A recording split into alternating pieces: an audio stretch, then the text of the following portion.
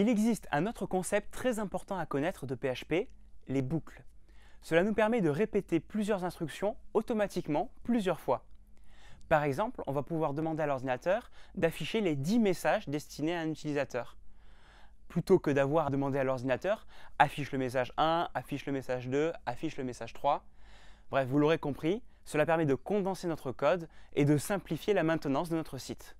En plus des conditions, on a un autre outil de base très pratique en PHP, ce sont les boucles. Le principe des boucles, c'est de répéter un certain nombre de fois les mêmes instructions, les mêmes opérations. Par exemple, ici, je vais écrire une variable répétition que je vais initialiser à 0. Et c'est une variable qui va compter le nombre de répétitions qu'on va faire. Je vais l'enregistrer en boucle.php, voilà. Et là, je vais écrire une boucle. While, ça veut dire tant que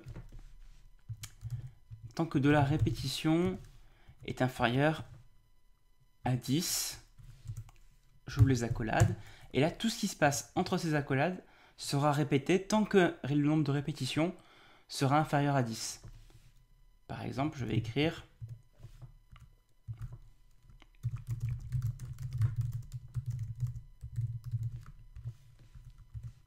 voilà, je vais écrire un paragraphe, je ne dois pas copier sur mon voisin, et automatiquement, ça va le répéter tant que répétition est inférieure à 10. Par contre, comme répétition, on ne le modifie pas au cours de ce programme, et bien là, le programme va tourner en boucle indéfiniment, et la page ne pourra pas s'afficher. Donc là, ce qu'il faut faire, c'est qu'il faut augmenter la valeur de répétition de 1. Ce qu'on peut faire, c'est de la répétition égale de la répétition plus 1. Ça veut dire ici, au départ, répétition vaut 0.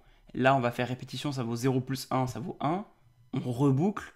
Répétition, ça vaut 1 plus 1, ça vaut 2, etc. Et là, répétition va augmenter de valeur de 1 en 1 jusqu'à atteindre 10. Et là, il sortira de la boucle et le programme sera terminé. Mais on peut faire plus court que ça. Plutôt que de faire de la répétition égale répétition plus 1, on peut juste écrire, et c'est exactement équivalent, de la répétition plus plus. Voilà, ça veut juste dire ajoute 1 à la variable répétition. Je vous propose déjà de tester ce petit programme comme ceci. Voilà, et vous voyez, la phrase là ici a été répétée 10 fois. Et c'est tout simple. Si je voulais la faire répéter 100 fois, aucun problème, je fais tant que répétition est inférieure à 100, et là, hop, c'est répété 100 fois, et j'ai une très longue page avec 100 fois, je ne dois pas copier sur mon voisin. Alors là, j'affiche du texte 100 fois ou 10 fois, mais je pourrais faire des calculs 10 fois ou 100 fois, je pourrais faire plein d'autres choses. On verra plus tard que cette brique de base, en fait, de boucle, nous permet de répéter des choses tant qu'on veut, et ça, c'est vraiment, vraiment très pratique. Ce qui peut être intéressant, c'est de regarder ici l'évolution de notre variable répétition. Parce que on est d'accord que la variable répétition augmente de valeur à chaque fois qu'on fait un tour de boucle, mais on pourrait tout simplement l'afficher ici, par exemple, dans mon texte, en faisant une concaténation, comme on a appris à le faire, et en écrivant, par exemple, comme ça écrira « Je ne dois pas copier sur mon voisin » 0 fois, 1 fois, 2 fois, 3 fois, jusqu'à 9 fois. Et pour la 10e fois, par contre, comme la boucle ne sera pas lue parce que la répétition ne sera pas inférieure à 10, là, on sortira de la boucle et ça s'arrêtera là. J'enregistre. J'actualise ici. Et vous voyez, ici, la variable augmente de valeur à chaque fois. 0, 1, 2, 3, 4, 5, 6, 7, 8, 9. Et on s'arrête bien à 9 parce que dès qu'on atteint la valeur 10, ici, la condition n'est plus remplie et donc on sort de la boucle. En plus de la boucle while, il existe un autre type de boucle qui est vraiment très pratique et qu'on utilise très souvent, c'est la boucle for.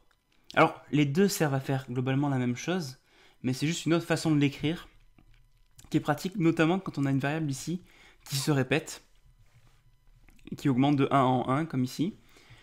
On va faire ce qu'on appelle une boucle for, et là, l'intérêt, c'est qu'on peut tout faire directement dans la boucle for. En fait, on va initialiser la valeur de la variable, de la répétition égale 0. On va dire tant que de la répétition est inférieur à 10 et de la répétition plus plus à chaque tour de boucle. Ça nous permet d'enlever ça ici et d'enlever l'initialisation ici. Je m'explique. Là, avec une boucle for, on peut tout faire en un directement entre les parenthèses. Il y a trois parties. La première, c'est l'initialisation. Là, on initialise la variable à 0. Donc, on commence avec une variable répétition qui commence à 0. Ça, c'est le test. Est-ce que répétition est bien inférieure à 10? Et ça, c'est l'instruction qu'on exécute à chaque tour de boucle pour augmenter, par exemple, la valeur de la variable. Et si on teste, par exemple, sur 20 fois, on voit que ça marche aussi très très bien.